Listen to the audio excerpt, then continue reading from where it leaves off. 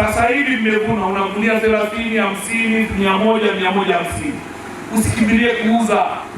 Kama una shida ya 50,000 uza gunia moja kwa bei hii ya sasa, lakini hifadhi, kwa sababu mbolea utahitaji mwezi wa 11.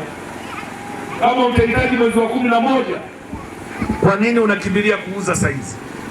Si usubiri mwezi wa 9, wa 10 bei imepanda uuze? Na sisi serikali kupitia NFRA tunasubiri sasa hivi akauke vizuri. Mwezi huu wa 7 mwishoni au wa 8 mwanzoni tunakwenda tunanunua mahindi, na sisi tukinunua kwa bei nzuri, wananchi wale wanunuzi wengine nao wanakimbilia kupandisha ili wapate mahindi, si ndio? Sababu bila kupandisha hawatauza. Sasa na nyinyi mtusaidie, msiuze haraka ili mpate bei nzuri.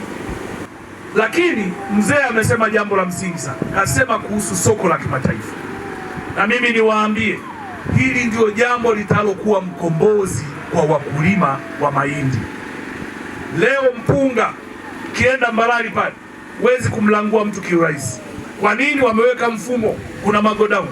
Yale magodauni ukimaliza kuvuna unaenda unaweka mpunga wako pale. Pale pembeni kuna mtu anakwambia, sikiliza, unataka hela kidogo, shilingi ngapi? 100,000. Chukua 100,000. Mpunga ukipanda bei unaenda unauza, unalipa ile 100,000 uliochukua pale, labda 110,000, unaondoka na hela yako, mambo yako yanakunyokea. Huo mfumo ni lazima tuulete kwenye mahindi. Na ili tuulete kwenye mahindi ni lazima tuwe na masoko ya uhakika. Masoko ya uhakika tutayapataje? Tuna njia mbili za kupata masoko ya uhakika. La kwanza, kuwa na collection, vituo vya kukusanya mahindi. Na vituo vya kukusanya mahindi lazima viwe vinaitwa masoko. Na hayo masoko, kwa sababu sisi mahindi tunapopeleka kwenye soko, sisi wote tuna uhakika wa chakula nyumbani. Uongo ukweli?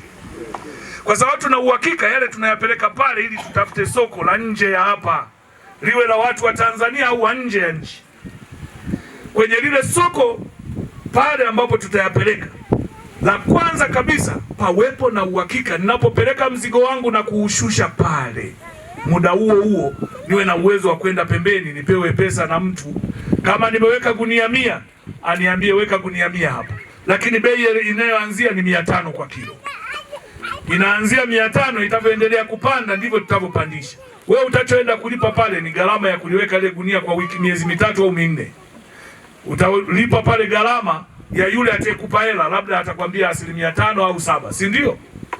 Utamlipa kwa huo miezi 4 au 5. Ukimaliza kuweka pale, we unaondoka.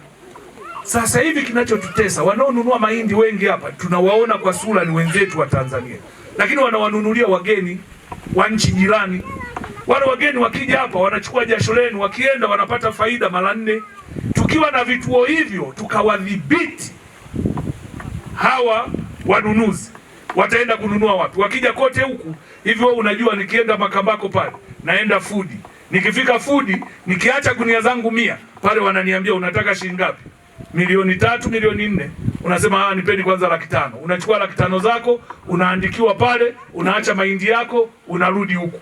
Utauza kwa mtu kienyeji? Kuna mtu atakubali kulanguliwa? Mnasemaje? Twende na hiyo tuache? Twende na hiyo tuache? Sasa habari njema, tumefanya uamuzi Wizara ya Kilimo. Tunajenga masoko ya namna hiyo kwenye mikoa 4 ambayo ni mikoa mikubwa kwa uzalishaji.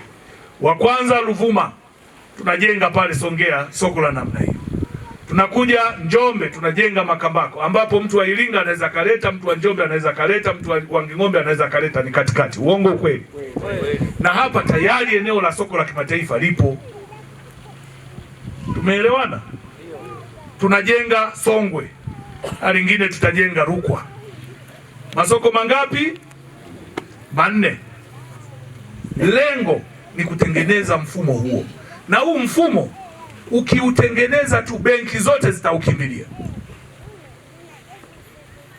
Inaitwa kwa Kibena, inaitwa Commodity Guarantee Scheme. Mpuli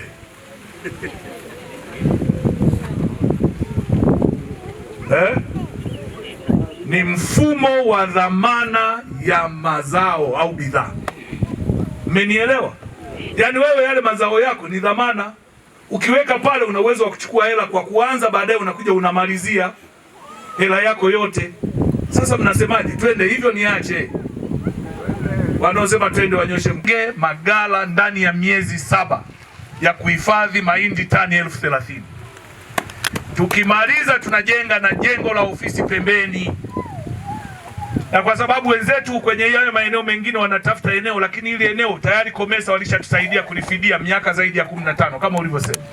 Sisi ni kutafuta matokeo, sio mpango mpya, ni mpango ulikuwepo, sisi tuutekeleze ili tuwadhibiti wanunuzi kutoka nje kwenda shambani kwa mkulima.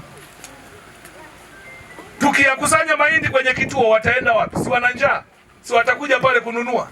Wakija pale tutawapa bei ya hii ya huku ya nani hivi ya nani ile ya Genderaga Urudodi si tutabanana nao, si ndio? Tutakuwa na vituo ambavyo vinaratibu na kucontrol bei, na hiyo ndio pona ya mkulima wa mahindi kwenye nchi yetu, na yeye tutakuwa tumemaliza tatizo lake.